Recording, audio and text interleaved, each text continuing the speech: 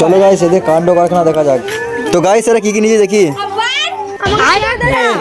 এরা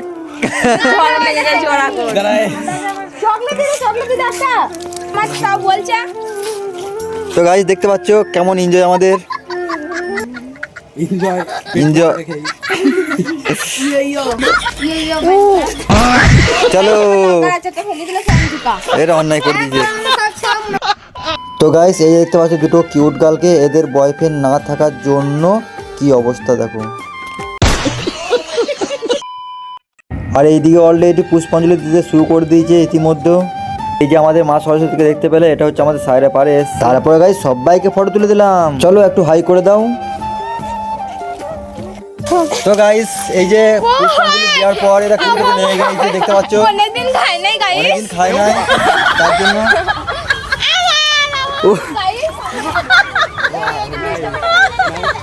এগুলো কেমন খেতে মিষ্টি, কেমন লাগছে মিষ্টি? ও হেসেই মরছে এরা মিষ্টি।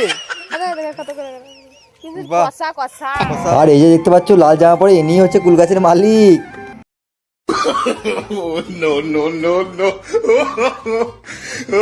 আর এটা হচ্ছে ডাঙ্গাপাড়া মা সরস্বতী। তারপরে গাইস চলে গেলাম সোমনাথ জেঠুর দোকানে।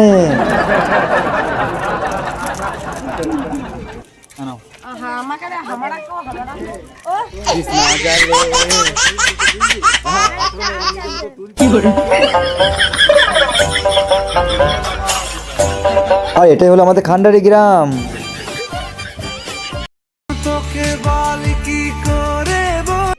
তারপর গাইস বিকেলে আমরা চলে এলাম মান করে বিরিয়ানি দোকানে, কেনাকাটা করে তারপর চলে এলাম আমাদের গ্রামে। ম্যাডাম ম্যাডাম হ্যাঁ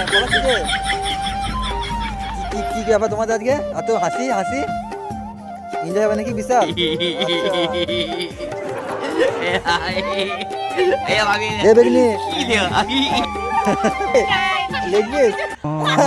তোমার কোটি কটকটি, চলো তুমি বলো তুমি কেমন লাগলো খেয়ে বলো। ও খাই না বলো ভালো। তুমি লেগ পিস লেগ পিস বাবারে আমাদেরকে যেতে দিচ্ছে না, দেখতে পাচ্ছ এই দেখো আপার ডিবার করছি তবু ছাড়ছে না, কি বলবো গাইস। বুঝি ক টাকা লাগবে তোমাদের? ওরে বাবারে। তো গাইস ফাইনালি এখানে ব্লগটা শেষ করলাম, কেমন হয়েছে অবশ্যই কমেন্ট করে জানিও।